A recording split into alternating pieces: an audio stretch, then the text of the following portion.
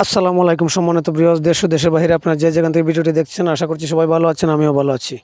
আসলে কিছু কিছু মানুষ নামের জানোয়ার থাকে, মানে আমরা মানুষ নামের জানোয়ারই বলতে হয় এদেরকে।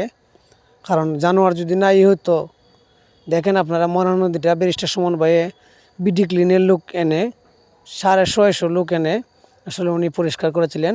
এটা আমাদের চুনারঘাটের ময়লা ছিল, কিন্তু বাহিরের মানুষেরা এসে পরিষ্কার করে দিয়েছে।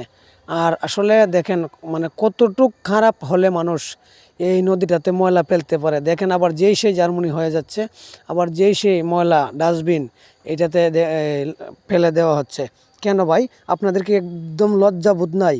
আপনাদেরকে একটু বিবা দেওয়া দেনা যে আপনারা কি করতেছেন? লোকটা এত কষ্ট করে নিজের অর্থায়ন দিয়ে মানে পরিষ্কার করেছিল, আজ ওই মানুষটা জেলে থাকাতে আপনারা যে যার মতো করে এটারে ব্যবহার করতেছেন। কেন ভাই, এটা কি আপনাদের মানে একটু লজ্জা লাগে না? আপনাদের শরম হয় না?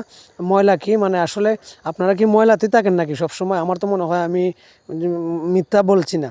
আমি একজন সোনারগাঁওয়ের সাধারণ জনগণ হিসেবে আমি একজন, আমার এই কথাটা আমি আপনাদের কাছে বলছি। আপনারা যা যা মানে ময়লাগুলো ফেলতেছেন, এই যে আপনারা দেখেন, আপনারা আমি জুম করে দেখানোর চেষ্টা করছি, এই যে এটার ভিতরে পাইপ দেওয়া, কেন এইটার মধ্যে টাঙ্কির পাইপ কেন আপনারা এই মরা নদীতে দিবেন? আপনাদের লজ্জাবোধ থাকার দরকার।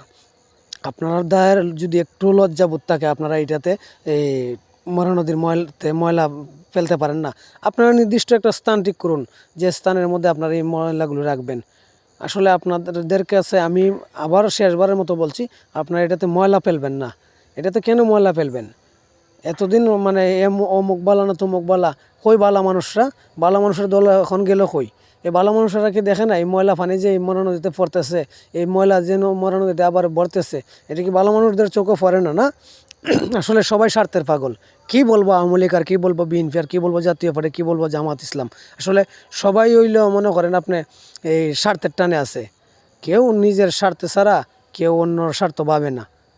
আর আসলে আমি এই কথাগুলি বলতে চাই না, আসলে সুমন ভাই খুব কষ্ট করে ওনার নিজের টাকা দিয়ে প্রায় 87 লক্ষ টাকা দিয়ে এটা পরিষ্কার করেছিলেন। আজকে এটার অবস্থাটা দেখুন।